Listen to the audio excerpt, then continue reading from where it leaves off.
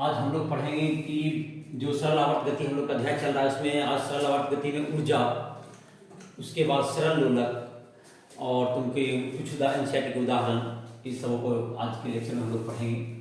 तो सरल आवर्त गति में ऊर्जा, तो ऊर्जा जो होता है तुमको दो तरह का हो गया, एक तो गतिज ऊर्जा और दूसरा हो गया स्थितिज ऊर्जा और कुल ऊर्जा। तो गतिज ऊर्जा जो तुम्हारा है, तो गतिज ऊर्जा क्या होता है, गति के कारण जो ऊर्जा होगा उसे गतिज ऊर्जा कहेंगे। तो सरल आवर्त गति में एसएचएम जिसको कहते हैं सिंपल हार्मोनिक मोशन, एसएचएम में वेग v बराबर सूत्र होता है omega under root a square minus x square, ऐसा सूत्र होता है जो कि इसमें कि वेग हो गया v, ओमेगा हो गया कोणीय आवृत्ति, ए हो गया आयाम और x हो गया माध्य बिंदु से विस्थापन।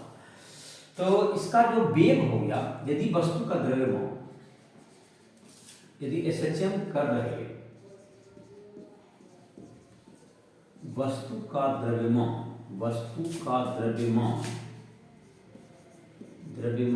m हो तो गतिज ऊर्जा कहेंगे इसका काइनेटिक एनर्जी के ई कर सकते बराबर का हाफ m v स्क्वायर, और v का वैल्यू है मेरे पास, तो v का हो गया omega under root a square minus x square और पूरे का whole square, half m omega square a square minus x square. ये हो गया इसकी गतिज ऊर्जा। तो गतिज ऊर्जा का व्यंजक हो गया तुम्हारा। तो इसका ये भी मतलब हुआ कि माध्य बिंदु पर वेग ज्यादा है तो माध्य बिंदु पर गतिज ऊर्जा भी सर्वाधिक होगा, और जो चरम बिंदु ए है वहां पर गतिज ऊर्जा जीरो हो जाएगा, शून्य हो जाएगा। तो इसका हम लोग आलेख एक बार नहीं खींच लेंगे, स्थिति ऊर्जा के साथ ही खींच लेंगे। तो आलेख इसका खींच करके बता दिया जाएगा, कुल ऊर्जा इन सबों को भी निकाल लेते हैं। तो ये तुमको हो गया गतिज ऊर्जा हो गई। अब हम लोग बात करते हैं स्थितिज ऊर्जा का। तो स्थितिज ऊर्जा में जो तुमको होता है, किसी संरक्षी बल के विरुद्ध जो कार्य किया जाता है वह उस निकाय में स्थितिज ऊर्जा के रूप में संचित हो जाती है, ऐसा पढ़ा होगा। तो यहाँ पर जो हम लोग पढ़े थे बल का नियम, जैसे में बल होता है तुमको तुरंत तो हम लोग पता ही है ओमेगा स्क्वायर एक्स होता है माइनस ओमेगा स्क्वायर एक्स, तो बल क्या हो जाएगा तुमको minus M omega square X. तो तुरंत लिख लेते हैं स्थितिज ऊर्जा, जिसको हम लोग कहते हैं पोटेंशियल एनर्जी, स्थितिज ऊर्जा सरल आवर्त गति में त्वरण ए बराबर minus omega square X vector. तो बल F बराबर हो गया एम ए, F बराबर minus M omega square X vector. तो चलिए इसके लिए हम भी काम करेंगे। इस बल के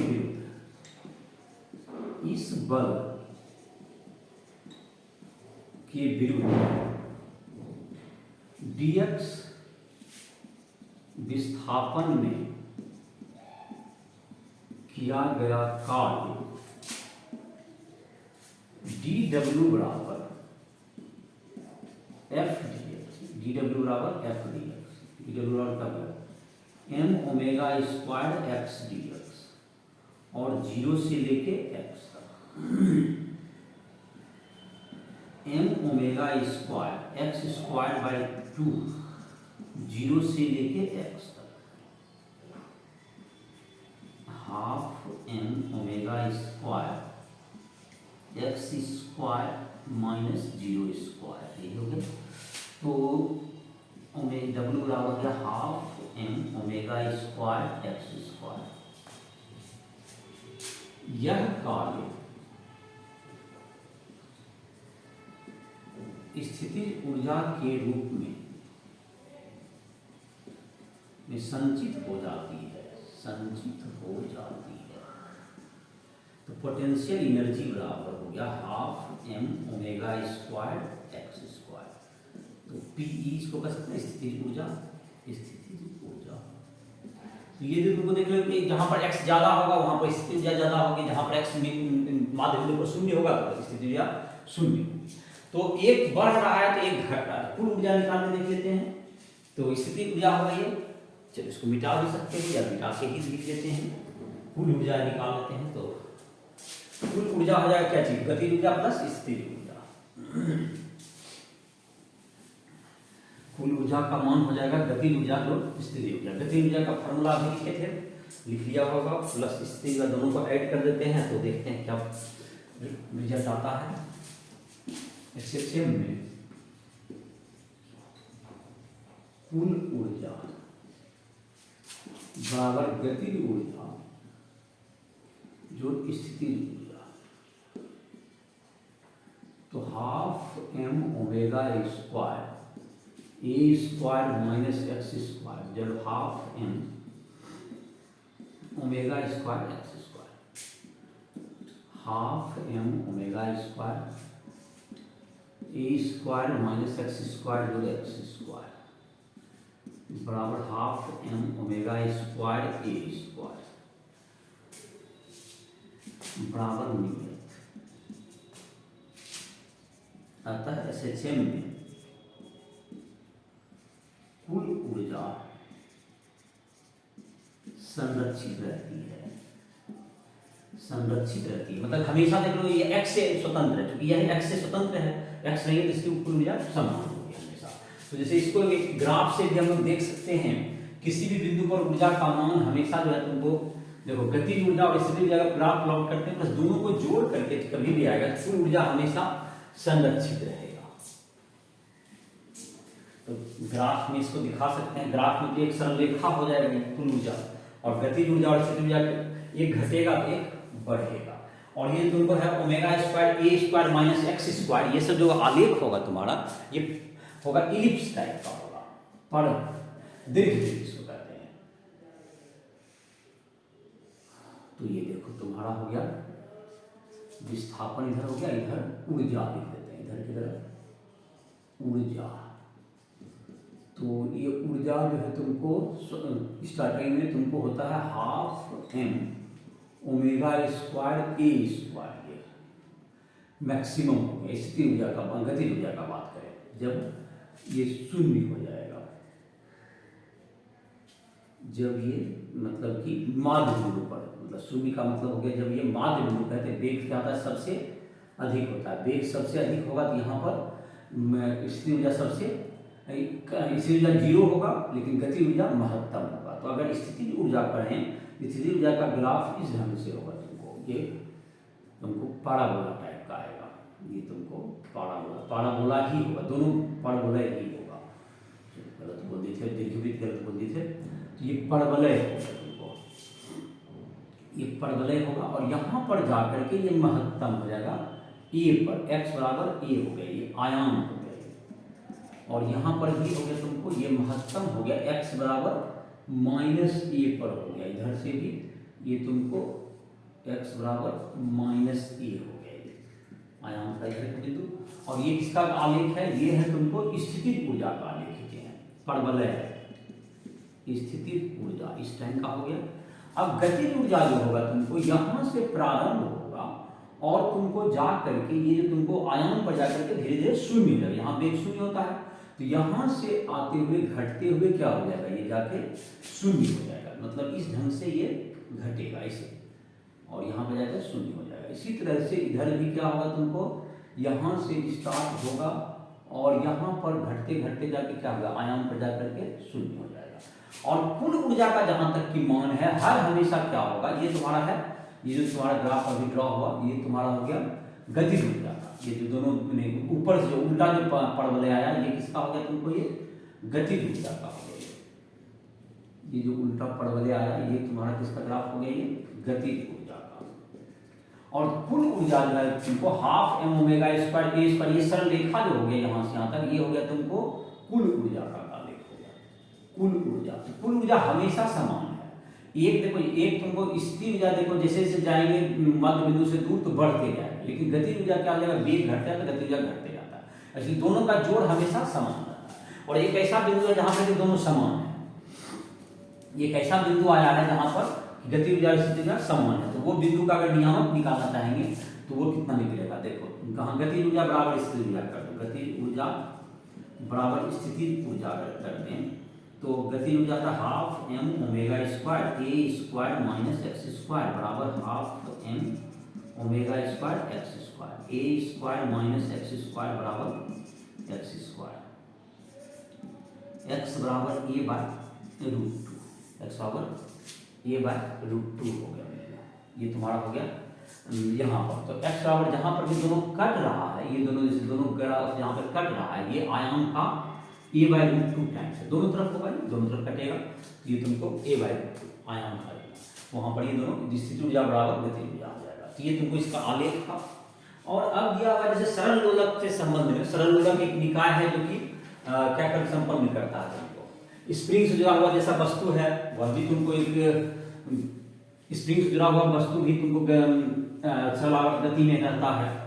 और कुछ छोटे आयाम के लिए सरल लोलक जो होता है, जो कि पेंडुलम वगैरह है, वह भी क्या करता है, सचन करता है। इसको हम लोग प्रूव भी कर सकते हैं और उसका आवर्तकाल का गणना भी कर सकते हैं। तो हम लोग आवर्तकाल का गणना भी करने का कोशिश करते हैं इसका। जहां तक स्प्रिंग से जुड़ा हुआ वस्तु का गति का था, एक बात तो बताए थे तुमको उदाहरण में, और अगर उसे फिर से बताना चाहें तो भी उसको बताया जा सकता है। और उसके बाद सरल लोलक है, इसका उदाहरण देख लेते हैं पहले हम लोग। ऊर्जा वाला जो एक क्वेश्चन दिया हुआ है किताब में तुम्हारा, तो उसमें दिया हुआ है कि एक वस्तु है, तुमको क्वेश्चन पढ़ो। ऊर्जा के बाद जो था वस्तु का द्रव्यमान 1 किलोग्राम है। किसी गुटके को एक कमानी से उसका के दिया हुआ है, स्प्रिंग नियतांक दिया हुआ है। कमानी स्थिरांक 50 मीटर पर मीटर है। गुटके को अच्छा, इसको भी ले लेते हैं, इसके बाद ले लेते हैं। चलो कमानी से जुड़ा वस्तु का अथी निकालते हैं, इसको जरा और थोड़ा सा सुनवा देना। स्प्रिंग जिसको बोलते हैं, इसको कमानी बोलते हैं। स्प्रिंग से जुड़ी वस्तु में एसएचएम सिंपल हार्मोनिक मोशन कैसे होता है देखो। मानते हैं कि उदग्र स्प्रिंग हो चाहे क्षैतिज हो, पहले उदग्र ले लो। एक उदग्र स्प्रिंग है, इससे एम द्रव्यमान का एक वस्तु लटका हुआ है। तो ये जो है तुमको जब साम्य अवस्था में, यहाँ पर इसमें वजन है mg लटका हुआ है, तो साम्य अवस्था में भी ये कुछ तनाव हुआ रहेगा। तो ऊपर एक बल लगेगा स्प्रिंग बल kx नॉट लगेगा।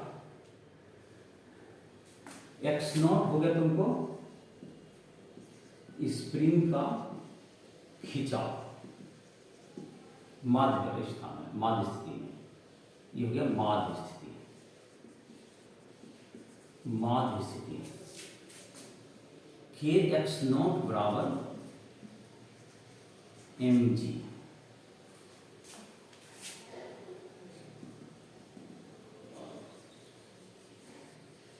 और माध्य स्थिति से अगर x खींच दें इसको, माध्य स्थिति से अगर इसको x विस्थापित कर दें, माध्य स्थिति से अगर इसको x से विस्थापित कर दें और इधर x और खींच दिए नीचे, तो mg तो वही रहेगा नीचे, लेकिन इसका जो ऊपर का बल है ये हो जाएगा k ब्रैकेट में x नॉट प्लस x। इतना खिंचाव हो गया, ऊपर बल बढ़ जाएगा। ऊपर बढ़ जाएगा तो ये जो देखो, अगर माध्य बिंदु से हम नीचे विस्थापित हो तो हमारा त्वरण जाहिर कि ये बल बढ़ा हो चुका ऊपर तक, त्वरण मेरा ऊपर की ओर काम करेगा, तो दिशा तो विपरीत रहेगा। और अगर समानुपाती विपरीत हो गया तो हमारा क्या हो जाएगा, ये तुमको x खिंचाव पर माध्य बिंदु से x खिंचाव पर, माध्य स्थिति से x खिंचाव पर बल F बराबर kx not plus x minus mg। F बराबर क्या होगा, kx नॉट, F बराबर kx not plus kx minus mg। F बराबर क्या हो गया kx, चूंकि mg बराबर kx 0, तो F को क्या लिख सकते हैं, ma बराबर kx, तो a बराबर k by m into X. तो a समानुपाती x, त्वरण समानुपाती विस्थापन, माध्य स्थिति से विस्थापन, माध्य स्थिति से विस्थापन, त्वरण एवं विस्थापन की दिशा विपरीत है, इसलिए गति SHM में है, और SHM में क्या होता है, A बराबर ओमेगा स्क्वायर एक्स होता है, A बराबर ओमेगा स्क्वायर एक्स। और तुलना करने पर यहाँ पर हो गया तुमको, ये दूसरा समीकरण हो गया, ये सेकेंड लिख लो इसको, और यहाँ पर क्या हो गया, A बराबर हो गया K/M इंटू एक्स है, यहाँ पर यही दूसरा समीकरण है, K/M इंटू एक्स। A बराबर क्या है तुम्हारा, F बराबर लिखा हुआ है K/M इंटू एक्स, ये हो गया पहला समीकरण। एक तथा दो से, तो A बराबर यहाँ ओमेगा स्क्वायर जब क्या दिख रहा है, K/M है, ओमेगा स्क्वायर बराबर K/M, तो ओमेगा बराबर रूट अंडर K/M। चलो उसका फ्रेम से बाहर चला जाए, तो यहाँ पर लिख देते हैं आवर्तकाल, क्या होता है इसका आवर्तकाल, यहाँ पर लिख देते हैं। चलो आवर्तकाल T बराबर 2 पाई बाय ओमेगा, ओमेगा का वैल्यू कितना है M/K, तो M/K हो गया तुमको 2 पाई रूट अंडर K/M हो जाएगा, M/K है तो ऊपर जाएगा क्या हो जाएगा, K/M है तो M/K हो गया, ठीक है ना, root under M/K, 2 pi root under M/K, सही लिखा है। ये तुम्हारा क्या निकल गया आवर्तकाल, ये आवर्तकाल का फार्मूला हो गया स्प्रिंग ऊर्जा वस्तु के लिए। ओमेगा का मान भी क्या होगा K/M, जिसका हम लोग अभी उपयोग भी कर लेते हैं। चलो अभी जो क्वेश्चन है अब देख लेते हैं उसको। स्प्रिंग का स्प्रिंग नियतांक K दिया हुआ है हमको, दैट इज 50 मीटर प्रति मीटर सर। द्रव्यमान कितना दिया हुआ है 1 किलोग्राम, और उस स्प्रिंग को 10 सेंटीमीटर माध्य स्थिति से खींचा गया है और उसे छोड़ दिया गया है। तो 5 सेंटीमीटर पर जब आता है उसका विस्थापन, तो उसकी गतिज ऊर्जा, स्थितिज ऊर्जा और जो है तुमको कुल ऊर्जा, इसका मान ज्ञात करना है।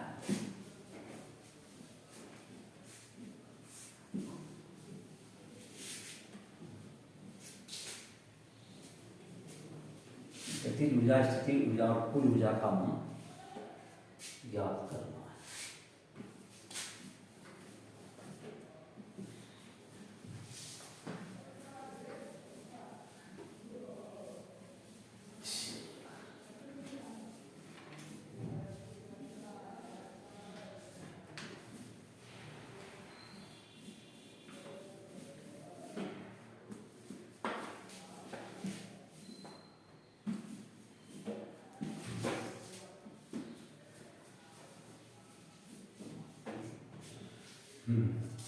एनसीईआरटी का उदाहरण नंबर कितना 7 है, दोलन अध्याय का। इसमें वस्तु का द्रव्यमान दिया हुआ है M बराबर 1 किलोग्राम, K बराबर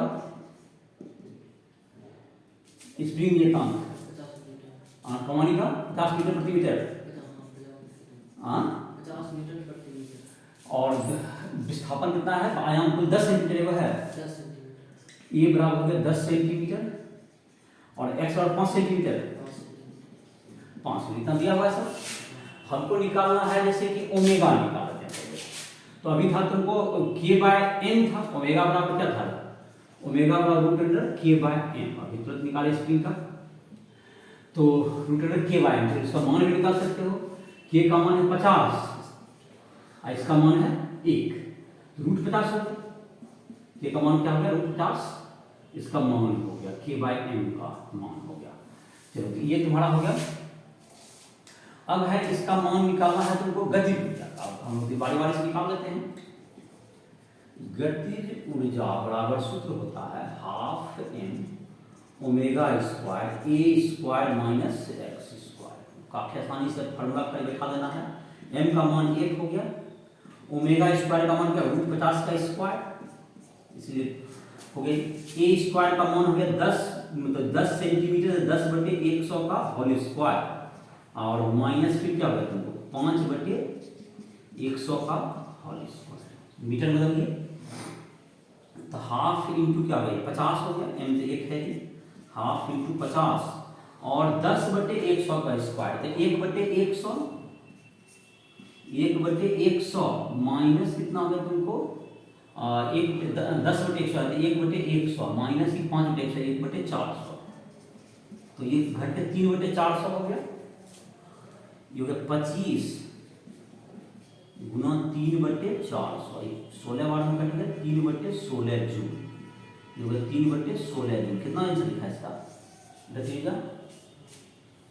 गतिज ऊर्जा 3/16 जूल आ गया। चलिए स्थिति ऊर्जा निकालते हैं, शायद सही ही होना चाहिए कैलकुलेशन। देख लो उस कैलकुलेशन तो कर लोगे। Half M omega square x square, तो हाफ एम का मान हो गया 1, ओमेगा स्क्वायर का मान 50 हो गया, √50 का स्क्वायर, और x है तुम्हारा 5/100 का होल स्क्वायर।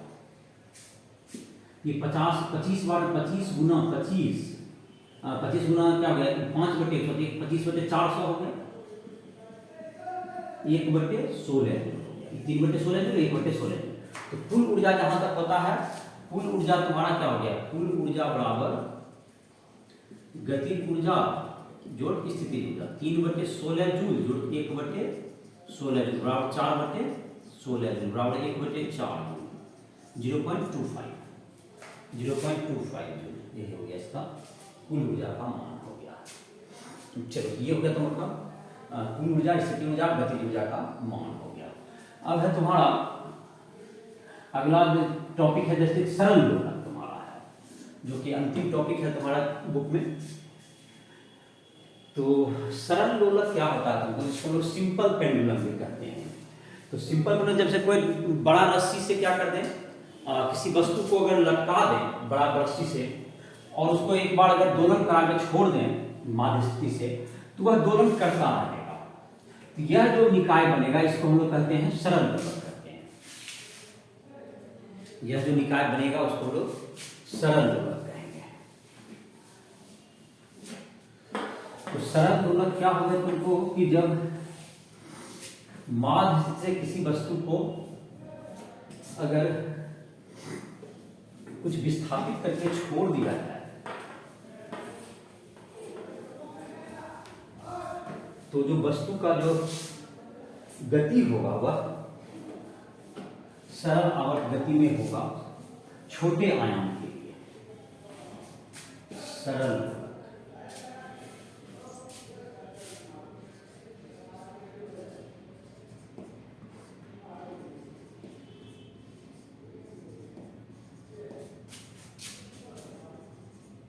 सिंपल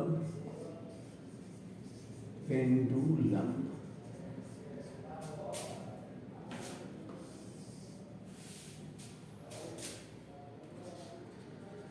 किसी वस्तु को एक लंबी रस्सी, एक लंबे धागे से लटकाकर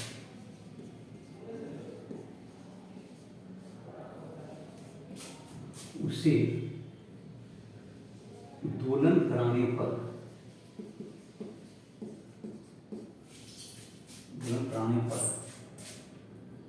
प्राप्त निकाय सरल दोलक कहलाता है। सरल दोलक कहलाता है। सरल दोलक कहलाता है। तो सरल दोलक हो गया जो कि तुमको जो कि अपना माध्य स्थिति, जैसे कि तुमको इसको यहाँ दिखाते हैं, एक वस्तु है तुमको, एक इसका लंबाई अगर तुमको, और इसको अपने माध्य लंबा रस्सी से होना चाहिए, इसको m द्रव्यमान का, इसको अगर यहाँ से थीटा कोण से विस्थापित करके यहाँ से छोड़ मानते, कभी थीटा कोण पर विस्थापित है माध्य बिंदु से, तो इस वस्तु का गति को समझने के लिए इस पर कौन कौन बल लग रहा होगा। इस पर एक बल तो 10 mg लग रहा होगा वस्तु का भाग, और रस्सी का यहाँ पर तनाव, ये जो तुमको निलंबन बिंदु इसको कहते हैं, जहाँ से इसको लटकाते हैं इसका नाम क्या होता है, निलंबन बिंदु। निलंबन बिंदु कहते हैं इसको, जहाँ से लटकाएंगे तो निलंबन बिंदु। रस्सी की लंबाई अगर क्या हो जाए तुमको L है, रस्सी की लंबाई L हो गई, तो इसमें जो इसका जो बल आघूर्ण है, जो कि तनाव, ये तुमको निलंबन रस्सी का जो तनाव है, इसका जो बल आघूर्ण होगा वो शून्य होगा, क्योंकि यह निलंबन बिंदु से होकर गुजरता है। लेकिन mg जो है वस्तु का भार जो है mg होगा, इसका जो है तुमको mg गुना L, और इसकी कोण जैसे थीटा बनाया है, तो यहाँ भी क्या होगा, इन दोनों के बीच का कोण होगा थीटा ही होगा, यहाँ पर mg L r और f साइन थीटा, इसका बल आघूर्ण है। और बल आघूर्ण तुमको जैसे ये तुमको विस्थापित है तुमको घड़ी के विपरीत दिशा एंटी क्लॉकवाइज, लेकिन इसमें जो बल आघूर्ण कार्य करेगा जैसे r क्रॉस mg करते हैं, ये क्लॉकवाइज में काम करेगा। तो दोनों की दिशा विपरीत होगी, अगर ये समानुपाती सिद्ध हो जाएगा तो ये सरलावर्त गति साबित हो जाएगा हमारा। तो चलो यही लिख देते हैं पहले। m द्रव्यमान की एक वस्तु, जिसको लोलक भी कहते हैं, जिसको लोलक भी कहते हैं, वस्तु को गोलक कहते हैं, गोलक को l लंबाई के की रस्सी से, या लंबाई की रस्सी से बांधकर थीटा कोण से विस्थापित करने पर वस्तु पर लगने वाला बल आघूर्ण टॉर्क बराबर L गुना mg गुना साइन थीटा, L गुना mg गुना साइन थीटा। टॉर्क का मान दिया I अल्फा बराबर mg L sine theta. Torque का मान I अल्फा, I का मान कितना होगा, मास द्रव्यमान गुना दूरी का स्क्वायर गुना अल्फा बराबर mg L साइन थीटा। तो अल्फा बराबर हो गया तुमको g/l साइन थीटा। छोटे कोण के लिए साइन थीटा लगभग थीटा के बराबर होता है, यहां लिख देते हैं।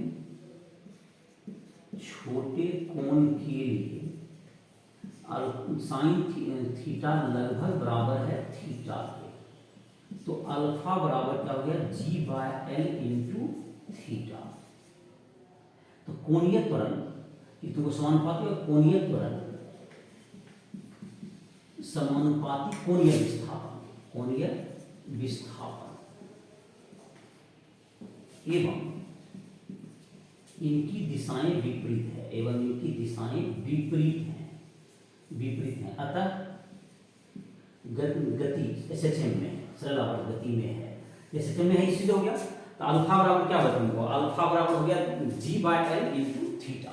और चूंकि सरल आवर्त गति में छोटे आयाम के लिए सरल आवर्त गति में अल्फा बराबर क्या होगा, ओमेगा स्क्वायर थीटा होना चाहिए। तो ओमेगा स्क्वायर बराबर क्या होगा, g/l। तुलना करेंगे तो ये तुम्हारा हो गया ओमेगा स्क्वायर बराबर g/l, तो ओमेगा का रूट अंडर g/l। तो आवर्त काल जो हो गया तुम्हारा, इसका आवर्त काल t बराबर 2π/ओमेगा, t बराबर 2π√L/g, यही हो गया इसका आवर्त काल। तो फिर से इसको देख सकते हो, यहाँ पे बल आघूर्ण निकाला गया। इसका बल आघूर्ण क्या होगा तुमको, r मतलब इसका जो r क्रॉस f होता है, r f साइन थीटा। तो r हो गया तुमको यहाँ पर बल रस्सी की लंबाई l और बल हो गया इसमें mg। और जहाँ तक बल टेंशन जो तनाव बल है, तनाव बल तुमको निलंबन बिंदु से गुजर जाए तो उसके परिचय इसका बल आघूर्ण शून्य हो जाएगा। तो निलंबन बिंदु के परिचय इसका बल आघूर्ण हो गया। बल आघूर्ण का फॉर्मूला होता है जो कि घूर्णन गति की पढ़ा होगा, I अल्फा, I का मान हो गया द्रव्यमान गुना दूरी का स्क्वायर, m गुना l स्क्वायर। तो अल्फा का मान निकल गया g/l इंटू साइन थीटा।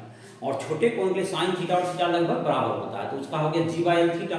और अगर तुमको जहाँ तक विस्थापन की बात है, जैसा बताए थे तुमको, अगर ये एंटी क्लॉकवाइज है तो बल आघूर्ण का दिशा क्लॉकवाइज होगा।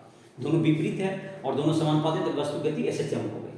SHM हो गई तो उससे ओमेगा स्क्वायर का मान निकल गया हमको g/l। तो ओमेगा का मान रूट अंडर g/l का टाइम पीरियड क्या था, उसका तनाव होता है तुमको t बराबर 2π/L/g। तीसरा दोलक का ये आवर्त काल हो गया। जो तुमको जो सेकेंड दोलक होता है, जो घड़ी में लगा हुआ होता है, उसका आवर्त काल एक बार ध्यान रखेगा, कोई एक आवर्त काल में उसको 2 सेकंड का समय लगता है। उसको टिक टिक करते हैं तो उसमें उसका आवर्त काल जो है, सेकेंड दोलक का आवर्त काल 2 सेकंड होता है। तो ये बात ध्यान रखेगा, ऑब्जेक्टिव वगैरह में भी आएगा। तो सरल दोलक का आवर्त काल 2 सेकंड होगा। इसका L का मान, तुम्हारे पास एक प्रश्न है जो कि उदाहरण नंबर 9 है, उदाहरण नंबर 9 है तुम्हारा, जिसमें कि सरल लोलक में जो कि तुमको सेकेंड लोलक है, तो सेकेंड लोलक का पूछा गया है कि उसमें L का मान क्या होगा, उसकी जो लोलक की लंबाई है उसका मान होगा।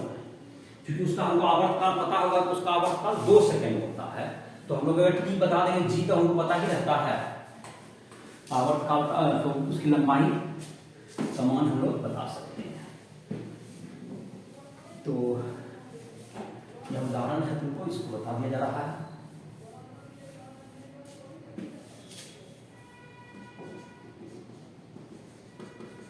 एनसीईआरटी उदाहरण 8 है, 8 नंबर है, अंतिम उदाहरण है ये अध्याय का, दोलन अध्याय का। तो अभी जैसे में इसमें दिया हुआ है कि सरल लोलक का सेकेंड लोलक का आवर्त काल, सेकेंड लोलक का आवर्त काल जान लो कितना होता है, t बराबर 2 सेकेंड होता है, और t बराबर 2 pi root under L by g. इसका हमको आवर्त काल पता है, 2 बराबर 2 पाई रूट अंडर L का मान हमें निकालना है, g का मान तो हम लोग 9.8 दे सकते हैं, 9.8 मीटर पर सेकेंड स्क्वायर। तो 2 तो कट गया, 2 बाई 2 पाई बराबर root under L by 9.8, 1 by pi square बराबर L बाय 9.8, L बराबर 9.8 बाय, वर्ग कर देंगे तो पाई स्क्वायर हो जाएगा, L बराबर 9.8 बाय पाई स्क्वायर वर्ग करने का, तो पाई का मान भी होता है 3.14 का होल स्क्वायर, लगभग ये कितना आंसर जो 1 मीटर, लगभग ये 1 मीटर आ गया आंसर। तो ये दोनों का मान बराबर ही होता है, कट के 1 मीटर आ जाएगा। तो ये तुम्हारा जो है सरल लोलक की लंबाई लगभग 1 मीटर की होगी, क्योंकि 3.14 का होल स्क्वायर भी 1 के बराबर होता है। तो ये तुमको अध्याय तुम्हारा जो दोलन अध्याय में तुम्हारा इतना ही था जानकारी, और इसमें जितने भी क्वेश्चंस वगैरह हैं, किसी भी प्रकार के फिजिक्स केमिस्ट्री या मैथ किसी भी टॉपिक को देख सुनना हो समझना हो तो राइफल ऐप के माध्यम से कभी भी संपर्क कर सकते हो। तो इसी के साथ इस लेक्चर को समाप्त करते हैं।